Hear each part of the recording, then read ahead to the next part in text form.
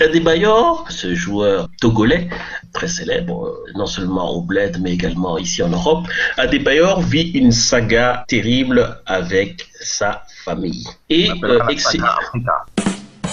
Adebayor a décidé de chroniquer ses déboires avec sa famille et a mis ça à disposition du public. Les médias ont crié au déballage de linge sale familial en public et lui a rétorqué: non, ce que je le fais, c'est pas pour déballer ou pour jeter la pierre à quelqu'un, c'est pour acter le fait que ces choses existent et que personne n'en est épargné. Est-ce que vous, de votre côté, vous pensez qu'Adebayor a eu raison? Et si oui, à qui le tour après de briser ce tabou?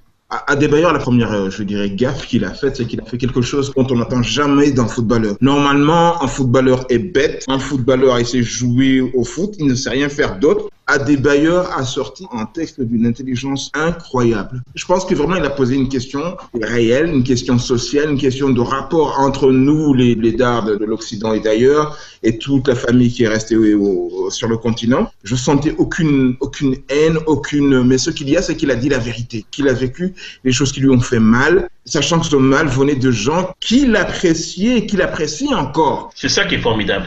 À aucun moment, j'ai eu l'impression qu'il ne donnait la leçon à qui que ce soit. Exactement. Moi, comme footballeur, c'est pas mon préféré.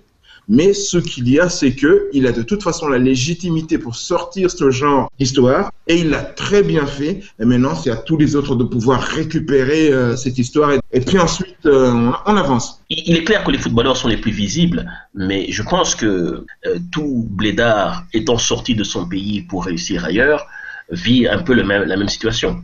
Écoutez, on va reprendre encore une fois l'analogie de la banque. J'aime bien cette analogie. Le problème qu'on a, c'est que nous, les gars qui sont à l'extérieur, nous sommes des banques. Nous sommes des banques assez extraordinaires. On nous demande de l'argent et on donne cet argent. Les conditions ne sont pas fixées par nous, banques, mais elles sont fixées par les clients. Donc le client dit, donne-moi cet argent. Si tu ne me le donnes pas, attention, la foudre va se tomber sur toi. Et toi, banque, tu te sens l'obligation, parce que tu veux pas que la foudre te tombe dessus, de donner cet argent. Il serait temps, je pense, qu'aujourd'hui, nous, les gars qui sont à l'extérieur, nous jouons clairement notre rôle de banque. C'est-à-dire que quand je donne mon argent, je donne mes conditions. Si tu ne remplis pas mes conditions, je donne plus d'argent. Est-ce que l'argent n'a pas redéfini la dynamique qui existait entre les membres d'une même famille, qui était fort ancrée dans la culture africaine? C'est le très détestable rapport qu'il y a chez nous. On est capable de séparer l'individu de ce qu'il fait dans la vie, au sein des mêmes familles. C'est-à-dire, toi, tu as de l'argent, mais je suis l'aîné, donc je veux te dire ce que tu fais avec ton argent. Cette dynamique est restée. C'est ça qui doit être cassé. Le fait qu'une personne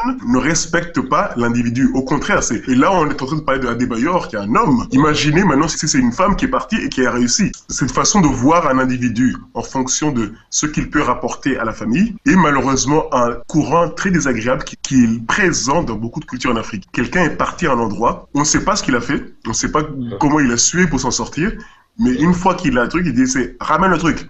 Oui. Tu n'es qu'une extension de la maison mère qui est restée en Afrique et qui est une extension qui est là pour ramener des trucs à la maison mère.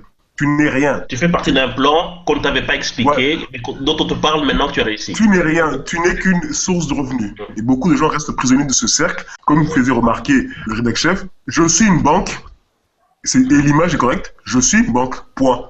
Je vais dire un gros mot, c'est la crise économique qui veut que c'est pas culturel. Ou c'est culturel et c'est renforcé par la crise économique. On est des communistes en Afrique, bien qu'on ne veut pas le dire, on est des communistes dans le genre où celui qui réussit aurait l'obligation de fournir à manger et à boire à tous ceux qui sont restés derrière. Avoir l'obligation sans le pouvoir, est-ce que c'est tenable? Ce n'est tenable que tant qu'on a une relation, tant que la banque a une relation affective avec ceux qui lui demandent de l'argent.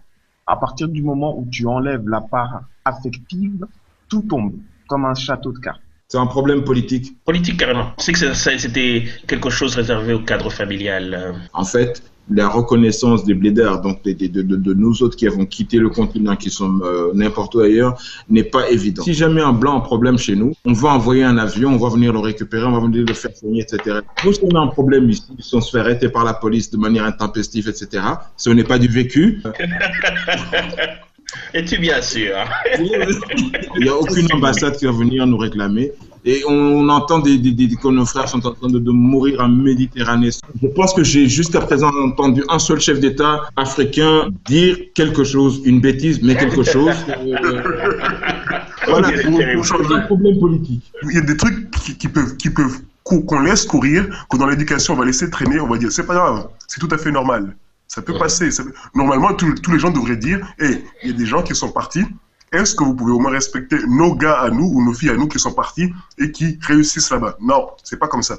Ils sont partis, garder le grappin affectif sur eux, et s'il y a un problème, ils disent, machin, reviens, ramène ça. Il n'y a absolument aucune relation de respect entre les gens. Il n'y a pas de reconnaissance, il n'y a rien du tout.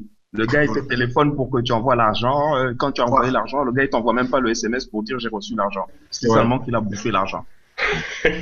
Ça sent le vécu par ici. Écoutez les gars.